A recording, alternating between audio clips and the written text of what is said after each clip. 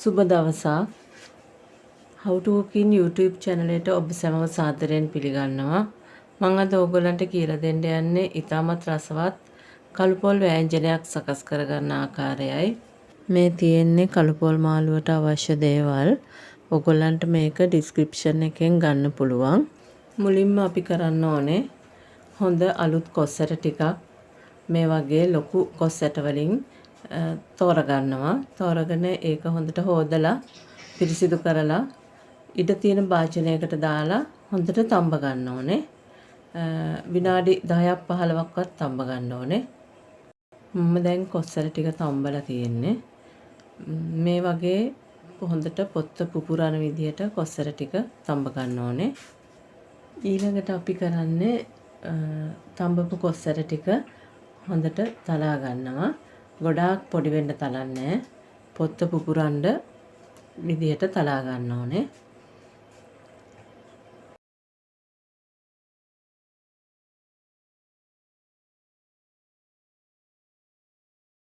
අපි දැන් වෑංජනයට අවශ්‍ය තාලිච්චය සකස් කරගන්න යන්නේ. මුලින්ම භාජනයක් ලිපේ තියලා ඒකට පොල් තෙල් මේස හැඳි දෙකක් විතර එකතු කරන්න. අපි දැන් තෙල් ටික මේ වගේ රත් වෙගෙන එද්දී ඒකට අබ ටික එකතු කරගන්නවා. අපි දැන් අබ ටික හොඳට බැදෙද්දී ඒකට ලුණු සුදු ලුණු එකතු කරනවා.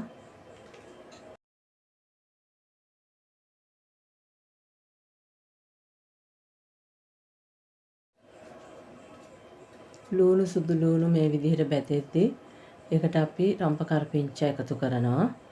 ඒත් එක්කම ඔයාලට රස අනුව කැමති නම් කොච්චි හෝ අවුමිරිස් කරල් දෙක තුනක් මේකට එකතු කරන්න පුළුවන්. මේ තියෙන ටික හොඳට සුවඳ එනකම් රන්වන් පාට වෙනකම් බැදෙන්න අරින්න ඕනේ. ඒ බැදෙද්දී ඔයාලට කැමති නම් තියෙනවා නම් තල ටිකක් එකතු කරන්නත් පුළුවන් මේකට. මොකද තල කියන්නේ ගොඩක් පෝෂණයෙන් ඉහළ ආහාරයක්. ඒ වගේ දේවල් අපේ කෑම වලට එකතු වෙනවා අඩුයි.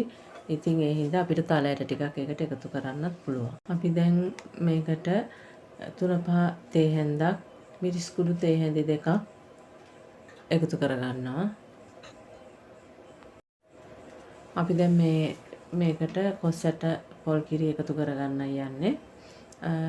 මම ලේසි හින්දා කොස් ඇටයි පොල් කිරි එකම භාජනයකට දාලා වෑංජනයට එකතු කරනවා.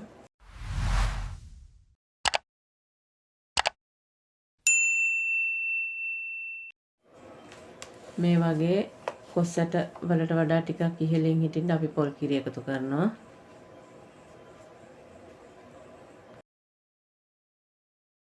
අපි කොස් ඇට වලට ලුණු එකතු කරලා තිබුණේ නැහැ. දැන් තමයි ලුණු එකතු කරන්නේ. මොකද තැම්බෙන්න කලින් ලුණු දැම්මොත් කොස් ඇට තැම්බෙන්න හොර වෙන හින්දා දැන් තමයි ලුණු එකතු කරන්නේ. මම මේකට තේ හැඳි එකක් වගේ දාන්නේ. ඔයාලට රස අනුව ප්‍රමාණය වෙනස් කරලා ලුණු එකතු කරගන්න පුළුවන්. අපි දැන් කිරි ටිකක් හිඳනකම් විනාඩි 10ක් විතර හොඳට මද ගින්දරේ කොස් ඇට ටික තැම්බෙන්න අරින්න ඕනේ. ඒ අතරතුර අපිට පුළුවන් දැන් පොල් ටික බැද ගන්න. ඔයාලට කැමති නම් පොල් බැද ගන්න එකට හාල් ඇට ටිකක් එකතු කරන්න පුළුවන්. මම හාල් එකතු කරේ නැහැ. කුරුඳු පොතු කෑල්ලක් පොල් ටික රන්වන් පාට වෙනකන් මද ගින්දරේ අපි බැදගමු. අපි පොල් හාල් ටික රන්වන් පාට වෙනකන් මේ ආකාරයට බැද ගන්න ඕනේ. ඒ රන්වන් පාට වෙන්න බැදිච්ච පොල් ටික අපි වංගෙඩියේ හරි බ්ලෙන්ඩර් එකේ හරි අපිට කොටා ගන්න පුළුවන්. මේ තියෙන්නේ මම වංගෙඩියෙන් කොටාගත්ත බැදපු පොල් ටික. දැන් මගේ වෑංජනේ හොඳට ඉදිලා තියෙන්නේ. ඔයාලට පේනවා දැන් කොස් ඇට වලට උඩින් තිබිච්ච කිරි ගොඩක් දුරට හිඳිලා තියෙනවා.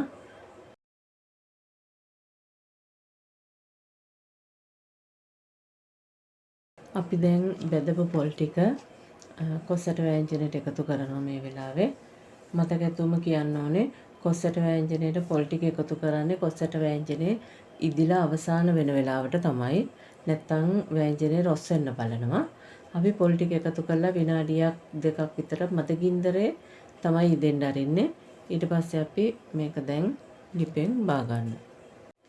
මේ තියෙන්නේ මම සකස් කරගත්ත කළු පොල් වෑංජනේ.